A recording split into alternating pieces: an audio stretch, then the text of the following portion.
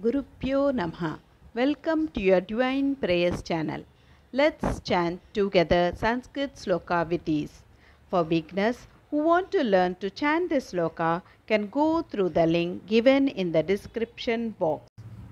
Today we will be chanting Arjuna Kruta Shri Durga Stotram. Reciting the Arjuna Kruta Durga Stotram is believed to provide several benefits, including gaining courage and inner strength, overcoming obstacles and enemies, achieving success in endeavors, and finding divine protection against negativity and evil spirit. It is also seen as a way to foster inner resilience and attain greater connection with the divine feminine or goddesses Durga. Arjuna उवाच नमस्ते सिद्धसेनानि आर्ये मन्दरवासिनि कुमारी काली कापाली कपिले कृष्णपिङ्गले भद्रकाली नमस्तुभ्यं महाकाली नमोऽस्तु ते चण्डी चण्डे नमस्तुभ्यं तारिणी वरवर्णिनि कात्यायनी महाभागे कराली विजये जये शिखिपिञ्चध्वजधरे नानाभरणभूषिते अट्टशूलप्रहरणे खड्गकेटकधारिणी गोपेन्द्रस्यानुजे ज्येष्ठे नन्दगोपकुलोद्भवे महिषासुप्रिये नित्यं कौशिकी पीतवासिनी अट्टहासे कोकमुखे नमस्तेऽस्तु रणप्रिये उमेशाकम्बरी श्वेते कृष्णे कैटभनासिनी हिरण्याक्षी विरूपाक्षी सुधूम्राक्षी नमोऽस्तु ते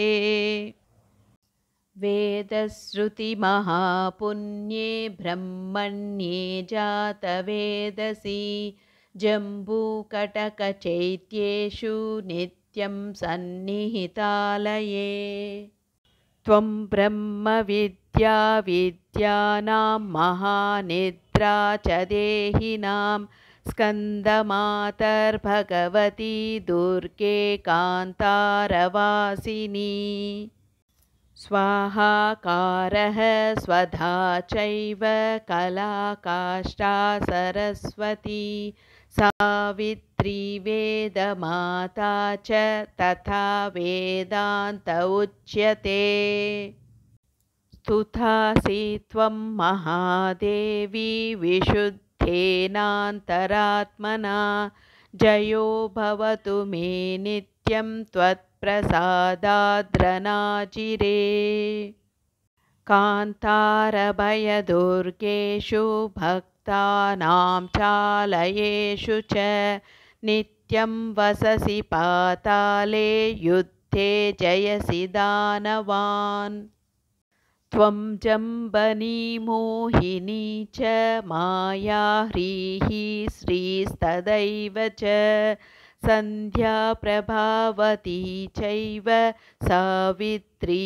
जननी तथा तुष्टिः पुष्टिर्धुतिर्दीप्तिश्चन्द्रादित्यविवर्धिनी भूतिर्भूतिमतां शाङ्के वीक्षसे सिद्धचारणैः